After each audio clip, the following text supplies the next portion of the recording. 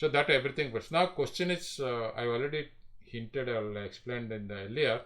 Why do you need a SN curve for a component?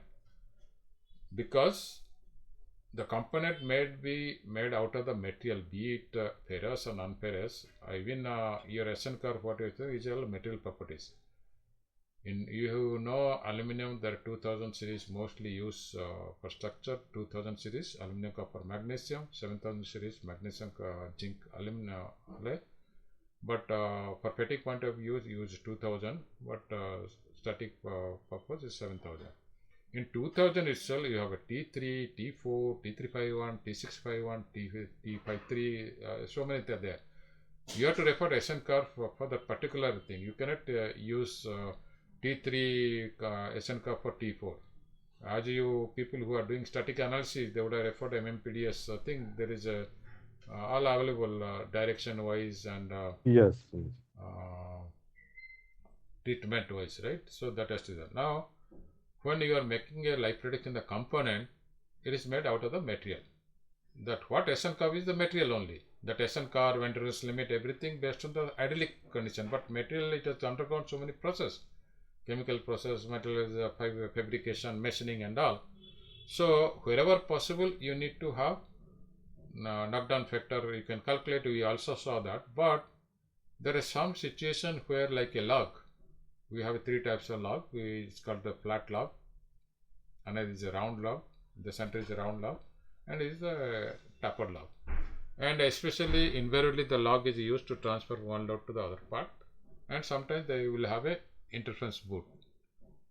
Interface bush will be there.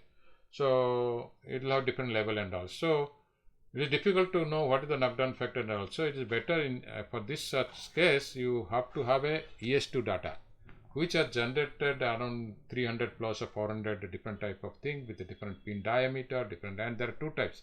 One is for 2000 series, and what I was just now told you, SNK is a material properties. You cannot use T3 and T4. Your component is T4. You cannot use SNK for T3. But here it has been taken care by rationalizing with respect to FT. This is a ultimate strength. So for 2000 series itself, temper means you have a different ultimate strength difference that it will take care of that.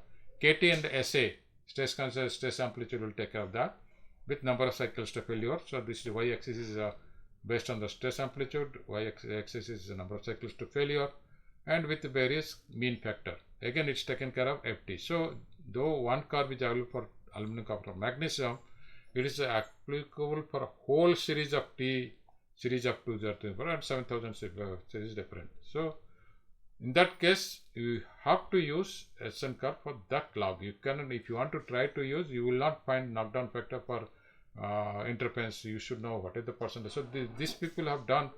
You can see there are so many variation. What is the different type of interest rate? So somewhere you have to align with the things and take the appropriate SN curve for that. Another issue is in other cases lap joint. This top is the top view, it is the side view, where two plates are joined with fastener.